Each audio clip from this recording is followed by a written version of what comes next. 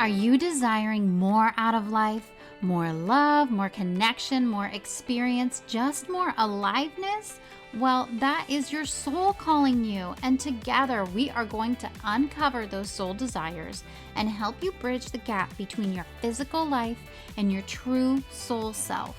Welcome to the Suddenly Spiritual Podcast. My name is Emilee. I'm an intuitive, a psychic medium, and someone who recently and very suddenly awakened to spirituality. On this podcast, we are going to talk all about connecting with your soul to live your fullest, most beautiful life. We're going to talk about spirituality from the perspective of the everyday person. It's my goal that you feel seen and supported on this journey of discovering your soul and awakening to the incredible world of spirit. Let's get started.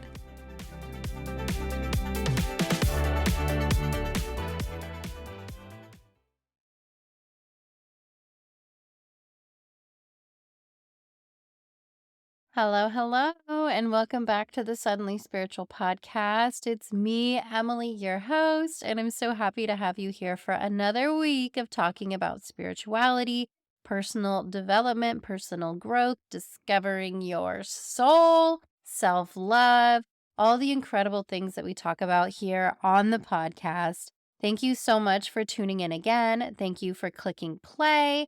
And welcome if this is your very first episode. I'm happy to have you here. And it is my intention every week with every episode, with everything that I do, that something comes through that speaks right to your heart, that sparks that recognition within you of your own personal power, of your own connection to your soul, and your own connection to spirit. We are all unique, beautiful, incredible souls here on this earth. We all have a divine connection. We all have intuition, and we all have the ability to live out the life of our dreams. And that's kind of what I'm going to talk about today, is living out that life of our dreams, of leaning into those dreams. And I want to talk to you about a conflict, I guess, that I've had so many times. I don't know, maybe my whole life, in trying to figure out the balance between accepting my situation, accepting life for what it is, and also wanting more, wanting so much more, even when it feels selfish to want more, even when the world is telling me to be grateful for what I have, and learning how to balance that gratitude with the desire that I want more, with the fact that it's not enough and I need more. I want more. I desire more. My soul is calling for more, even though I have an incredible, beautiful life in front of me. And I've pretty much always believed that my life is incredible and beautiful, no matter what the circumstances. I'm a pretty positive person. Gratitude, like, you don't need to teach that to me. I'm already grateful. But learning to balance that gratitude and not let myself fall into settling. I don't want to settle. I want to move forward. And for me, it's really been a struggle figuring out how to be grateful for what I have and not letting that gratitude make me feel guilty about the fact that it's not enough and I want more. And I want to talk to you about it today because I'm going to guess that some of you have felt the same, are feeling the same, and can relate to what I'm saying. I really think you're going to be able to relate to this message. I've been thinking about it a lot and where this feeling of guilt about wanting things, about desire, where that feeling of guilt comes from. Why why does my brain automatically go to feeling guilty or feeling selfish about the fact that I want a big life, about the fact that I want abundance in my finances, that I want to travel, that I want big things out of life. I want a big stage. I want a big name. I want to be a big person. And these desires to be big often come with this little background noise of shame, of guilt, of You should be happy with what you have. You should be grateful with what you have. Isn't this good enough for you? You think you always need more. And that voice that's telling me that it's not okay to desire a big life. It's not okay to desire money. And I've been asking myself, where did I learn this? Where did I learn this? And for me, and I think for a lot of people, there's probably a big root of that in religion. And I feel a little weird saying it. I grew up in a pretty religious family, and Christianity played a really big role in my life growing up. In my learning about Christianity, there was a lot of negativity put on wanting earthly things, on wanting a big life. You were supposed to be happy and satisfied with whatever you've been given. You're supposed to be grateful for what you have. And the thing about that gratitude being forced on you is that it really embeds in you this guilt about the fact that sometimes we desire more, maybe even more than our parents had, maybe more than the people in our community had. Maybe we desire a different lifestyle than what we've seen and what we were brought up with, and there can be guilt and shame with that desire, and I 1000% fell into that. I tried so hard through my life to lean on gratitude to pull me through and to quiet my desires, but it didn't work. It hasn't worked so far. And that's not to say I'm not grateful for the life I have, but I also know that I'm meant for big things. I'm meant for something huge. I just know it. I feel it in my heart. I know the impact that I'm meant to have on the world. And that impact, it cannot happen if I stay small, if I don't allow myself to fall into abundance, if I don't allow myself to desire the bigger life, I'm not going to find my way to the bigger life. It's not going to be gifted to me. And it's not going to be gifted to you either. I mean, I suppose it could happen. You could just one magical moment and suddenly you're gifted this big, huge life. But for the most part, if you want a big, impactful life, that is something you have to build. And when I say big, impactful life, your life can be impactful without you being like a big voice in the world or this big, visible person. You will be impactful no matter what in your life. But if you're like me and you desire more, you desire a big stage, you desire a big reach, you desire big things, those things aren't just going to magic show up in your life. You're going to have to work toward them. And if you want to work toward them, you have to be able to separate yourself from the guilt of wanting more, from the shame of desiring that big life, that big impact, from the feelings that it's selfish to want to be big. And it's something that's been so hard for me, and that's really why I want to dive into this topic with you today.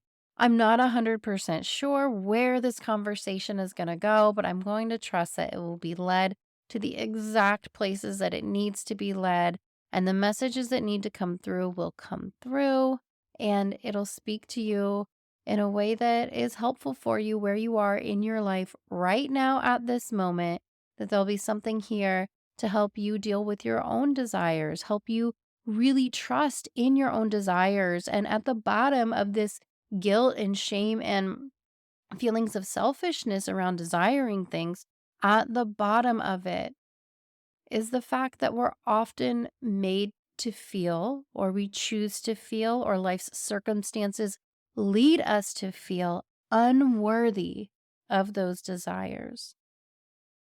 I think every problem we have in this world, every difficulty we face, every challenge, it all comes down to what we feel worthy of. It all comes down to the love and compassion that we have for ourselves, because that love and compassion we have internally dictates our ability to accept and experience love and compassion in the world. If we can create feelings of abundance within us, then we can experience feelings of abundance outside of us. And actually, let's dive into that. For several years, maybe even currently, I'm not sure. I don't spend tons of time on social media anymore, but I used to be deep in social media, especially in self-help social media. And all the craze was gratitude. Make a gratitude list. Start every day with gratitude. End every day with gratitude. Like everything was all about gratitude, which is beautiful and amazing and not the whole story. Making a gratitude list is not going to change your life, my friends. It's just not. And I leaned into that gratitude practice advice so hard. I was all for it. I was gratitude palooza over here, grateful for everything, every moment, expressing that gratitude that I was told was going to change my life because it was creating that feeling of abundance. And it really was, and it really has created feelings of abundance, that sense of gratitude within, and not so much from creating this random list of things I'm grateful for, but from actually sitting and feeling the gratitude in my body, feeling it fill my heart, that tingly gratitude overflow magic feeling, the deep feelings, not just some little list, not just a surface level journal entry, but actually feeling the feelings. And that practice has really been impactful for me, the practice of feeling gratitude, deeply feeling it. But it actually didn't automatically translate into abundance in my life, into more abundance in my life. It did help me to be more happy with the life I had, but what I found was that going so deep into gratitude, focusing on it solely with this like laser focus, as this was the one thing that was going to save me and make me happy, is that it led me to feeling like my ultimate purpose, my ultimate way forward in life was through accepting my current situation and not wanting anything else, not desiring anything else. There's this concept in spirituality, in personal development, in mindset work, all about accepting your reality. And I think I really misinterpreted this because I really thought that I was being led to just radically accept my life, what was in front of me. End of story, period. Just accept my life that was in front of me and then be grateful for it. And that was it. And while I could accept my life, I think, and I could be grateful for what I had because truth be told, I have more than a lot of people. I have an incredible house. I have a spouse. I have kids. I have running water. I have more than enough food. I've got too much furniture. Like, I have a freaking good life and I am so aware of it.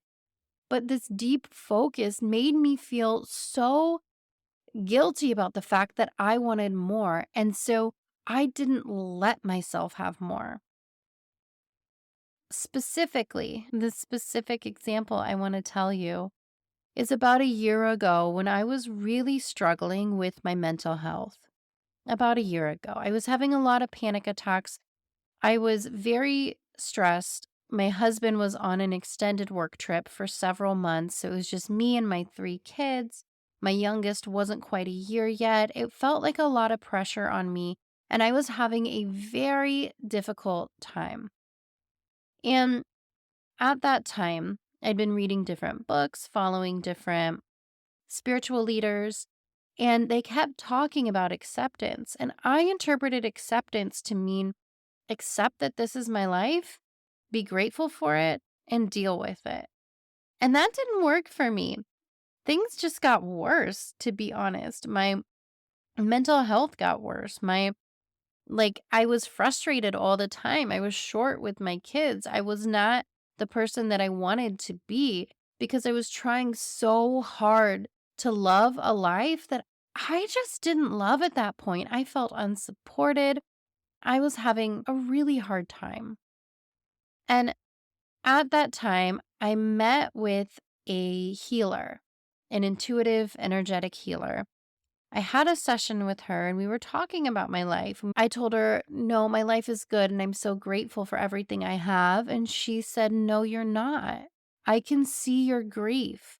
I can see your pain. I can see that you're not satisfied and that this isn't enough for you. And at that point, I didn't know other people could see that in me. I thought I was hiding it pretty well. I was trying to be this elite spiritual person who just accepted my life and I rose above it. I could rise above it. I could deal with it. I could struggle through. But it turns out she could see right through me. And I'm sure a lot of other people could too. And the fact that I was so deeply unhappy, but also completely unwilling to change my situation. And part of that unwillingness to change my situation was because I thought that if my life was meant to be different, that it would be different. I didn't realize that for my life to be different, I had to take the action steps to change it. That if I wanted more, I had to take the steps to make it more, to make it different, to change, to find the support that I needed. And the healer, she was like, well, what's your plan? You need support with your kids. And, I'm calling her a healer, but this was like turned into like a life coach therapy session. Like she didn't go easy on me. She definitely told me the truth and I definitely needed to hear it. And she asked me, "What's your plan? You need help. You can't do this. Like you can't do it. I can see it and you need help." And I told her, "Well, in the fall, my littlest girls will start preschool. My son will be back in elementary school and it'll be fine then." And she said, "Emilee, that is 8 months from now. What are you doing?" She's like, "You need support now. Stop putting yourself last. Stop waiting for the world to change for you and you take the steps that you need. You make the change that you require." And she encouraged me. She gave me the assignment to hire a babysitter or a nanny or something and get some help. And I thought that was absurd and ridiculous, but I did it and it was the best thing I ever did to gain back my sanity, to get back centered in myself, to regain my mental health, to feel calm again, to feel like myself again, to have just those few hours a week finally to myself. She was amazing. And she is amazing. And anyways, my point with this is that I thought acceptance was just passive. I thought that accepting my life meant that I was supposed to be passive in my life. But that's not what spirit is calling us to do. We're not meant to just be passive, be stagnant. We're not meant to just sit and be grateful and never change anything and never want anything better. That's not what it's supposed to be. And I was using gratitude as a shield. I was using it as a way to hide the fact that I was unhappy. And that's not what it's meant to be. I think fully we can love and accept and be grateful for this life we have in front of us, and we can desire more. We're allowed to feel both things. We should feel both things because I'll bet there are a lot of amazing things in your life right now. Amazing, incredible things in your life right now. And you can think about it right now as I'm talking. Think about your friendships, your relationships, your career, your home, the food you have access to, the ability to have your groceries delivered or go to a restaurant and have someone cook for you. You have a car, you have a phone, you have a way to listen to this podcast. You probably have internet, you have choices. You have fresh air, you have sunshine. You already have an incredible life. And you want more. And you can be grateful for this life that you have and desire something more, and desire something better, and desire something bigger. You're allowed. You're allowed. But the step that I was missing was the fact that if I want more, I'm going to have to take the action steps to get it. If I want a more supported life, I'm going to have to take the action steps to get that support. If I want a more easy, peaceful home life, I'm going to have to take the steps to make that happen. If I want more time for me, for myself, I'm going to have to make that happen. I can love and accept the life that I have now, but if there are aspects that don't suit me, I don't have to hang on to them just because I feel obligated to be grateful for them. And wanting something different doesn't negate the fact that you're grateful for this beautiful life you have. It doesn't mean you don't appreciate it. It just means that you're growing. Your soul is growing. You are growing. You're evolving. You're changing. And you're allowed to do that. In fact, you are supposed to do that. I'd let gratitude become a reason to keep me stuck, become an excuse for being stagnant, and become this sort of crutch in this loop of suffering that I let myself stay in. I tried to use it as a ladder to get out of my sadness and out of my difficulty, to climb out of this hole that I kept finding myself in. But it wasn't enough. I needed that gratitude, but I also needed to take action. And I also needed to love myself enough to take those actions, to take those steps that I needed to change the areas of my life where I wanted something different, where I needed something different. So, this episode, I feel like, is kind of just a long story about my journey of learning about acceptance, learning about gratitude, and understanding that they're not enough.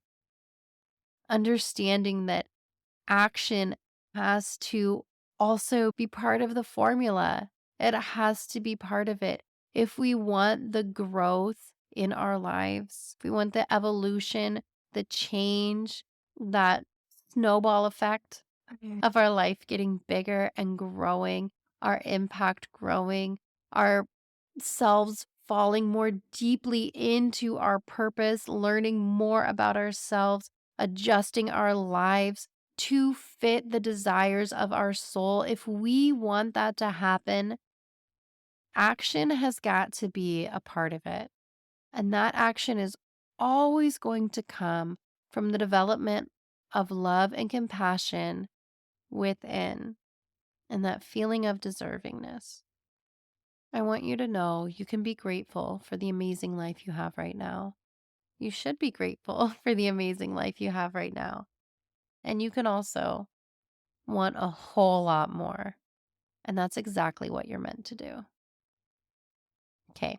Love you so much. I hope this has been helpful. I hope it's given you something to think about.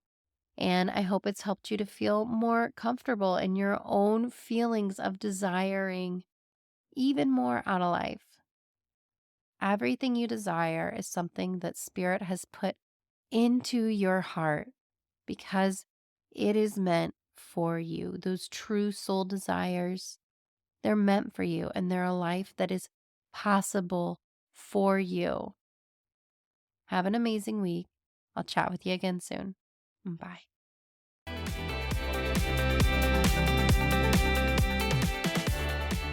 Thank you so much for tuning into this episode of the Suddenly Spiritual podcast. I'm so grateful that I get to be part of your journey of spiritual expansion. If you enjoyed this episode, I would love it if you would leave a review for me on Apple Podcasts. It's a quick, free, easy way for you to support this podcast, and it helps me reach more people who are looking for support on their spiritual journey. You can find a link to leave a review in the show notes. Thank you so much, and I'll chat with you soon.